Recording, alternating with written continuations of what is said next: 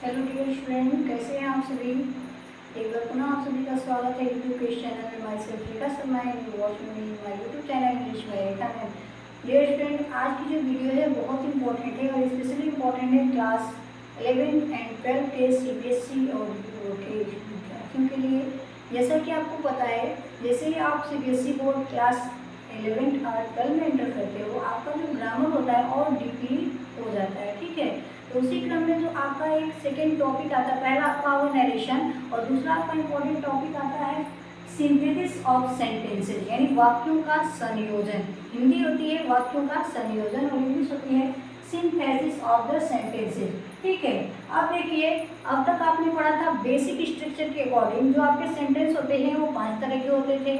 Assertive होते थे, interrogative होते थे, एक्सक्लेमेटरी होते थे, अपलेटिव होते थे और इंपरेटिव होते थे। लेकिन जैसे ही आप 10th के बाद 11th में आओगे, आपका जो सेंटेंस होगा वो अकॉर्डिंग टू स्ट्रक्चर हो जाएगा, यानी बनावट, वाक्य की बनावट के अनुसार जो वाक्य होते हैं आपके वो 3 तरह के हो जाते हैं। पहला होता है सिंपल, दूसरा होता है कॉम्प्लेक्स और फिर तीसरा होता है कंपाउंड। सिंपल मतलब सरल वाक्य, कॉम्प्लेक्स मतलब जटिल वाक्य और कंपाउंड मीन्स होता है संयुक्त वाक्य। ठीक है, तो आइए बात करते हैं अपने इस पहले टॉपिक की, जिसका नाम है सिंथेसिस ऑफ सेंटेंसेज।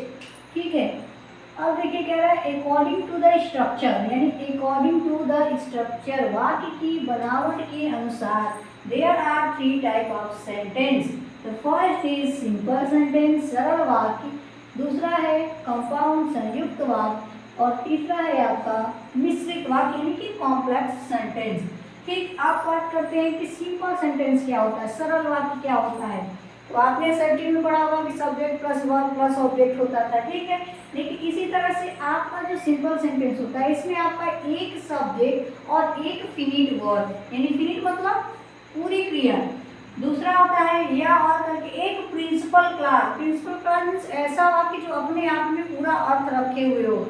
ठीक है, और क्लास में उपवाक्य होता है, तो प्रिंसिपल क्लास यानी कि एक क्लास के अंदर एक सेंटेंस के ऊपर एक अलग दूसरा सेंटेंस होगा जिसको हम लोग क्लास बोलेंगे और वो क्लास क्या करेगा, अपने आप में पूरे अर्थ को समेटे हुए होगा। जैसे एग्जांपल देखिए, ही रीड अ बुक, कह रहे हैं कि ही रीड्स मतलब ही आपका सब्जेक्ट हो गया और रीड मतलब होता पढ़ना। अगर हम इतना भी कह दें कि ही रीड्स, वो पढ़ता है, ये हमारा एक फिनिट वर्ब हो गया। फिनिट वर्ब रीड्स हो गया ना, और सब्जेक्ट प्लस फिनिट वर्ब, यानी कि पहला हो गया सब्जेक्ट और प्लस फिनिट वर्ब। अभी हमको ये लगाएं या ना लगाएं इसकी कोई ज़रूरत नहीं है। ठीक, लेकिन हमने लगा दिया कि ही रीड्स ए बुक, वह एक किताब पढ़ता है, तो ये वर्ब प्लस आपने पढ़ा होगा कि subject plus verb plus object, ये आपका क्या हो जाता है, प्रेडिकेट पार्ट कहलाता है। ठीक है ना, उस कंडीशन में ये आपका वर्ब है और ये आपका ऑब्जेक्ट है, तो आपका क्या बन गया, प्रेडिकेट पार्ट हो गया। और दूसरे सेंस में देखा जाए तो ये आपका कॉम्प्लीमेंट भी हो गया। अगर इसका होना ना होना बहुत मायने नहीं है, क्योंकि हमको इससे मतलब है सब्जेक्ट प्लस फिनिट वर्ब से। दूसरा इसी तरह से है सी विल गो, यानी कि वह जाएगा, ये सब्जेक्ट प्लस फिनिट वर्ब है, क्योंकि आप देख रहे हो इसके बाद कोई ऑब्जेक्ट नहीं है, इसलिए हम यहाँ प्रेडिकेट पार्ट भी नहीं है, कॉम्प्लीमेंट भी नहीं है। ठीक है, तो आपको समझ में आ रहा होगा फिनिट वर्ब क्या होता है। नहीं समझ में आ रहा तो फिर से देख लीजिए, कह रहा है कि फिनिट वर्ब, कह रहा है कि finite verbs are verb which are used according to the one subject number and person, यानी कि सब्जेक्ट पर्सन नंबर के अकॉर्डिंग होता है। और सब्जेक्ट पर्सन नंबर क्या होता है, कि सिंगुलर है कि प्लूरल है, आपका एक वचन है बहुवचन है, सब्जेक्ट एक है या अनेक है, उसके अकॉर्डिंग आपका बदल जाएगा। जैसे देखिए ही इज प्लेइंग, अब देखिए ही इज प्लेइंग यानी ही इज प्लेइंग, वो खेल रहा है, वन सब्जेक्ट के अकॉर्डिंग आपकी फिनिट वर्ब सिंगुलर है।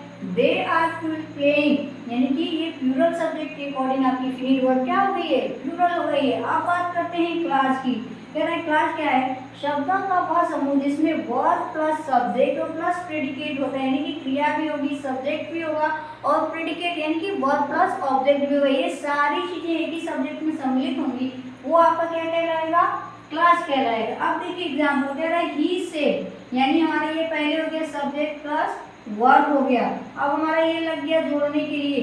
अब देखिए the sun, subject plus verb और प्लस आपका क्या हो गया, ऑब्जेक्ट हो गया।